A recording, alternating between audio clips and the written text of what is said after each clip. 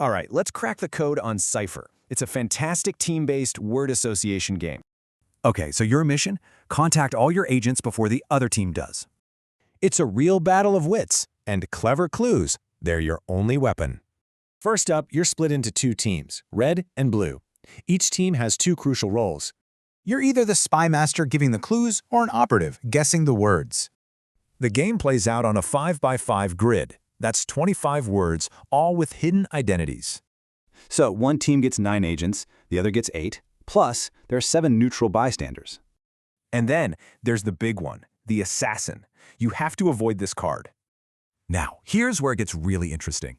Only the Spymaster can see the secret key. The operatives, they just see a bunch of words. They're totally in the dark. The Spymaster gives a clue. It's just one word and one number. That's it. That number?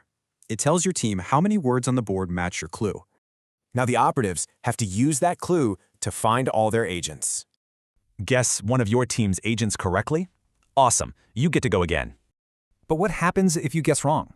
Well, there are a few dangerous possibilities. Guess a neutral bystander and your turn just ends. Simple as that, no big deal.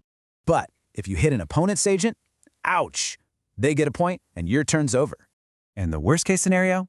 Reveal the assassin and your team instantly loses the game. So when you boil it all down, there are really only 2 ways to win. The first way is simple. Just be the first team to find all your agents. Or you can let the other team lose for you by getting them to pick the assassin. All right, Spy Masters, here's a pro tip. The secret to winning fast is linking multiple words. For example, for the words crystal and mirror, a killer clue is reflection 2. Master these clues, avoid those traps, and your team is on its way to victory.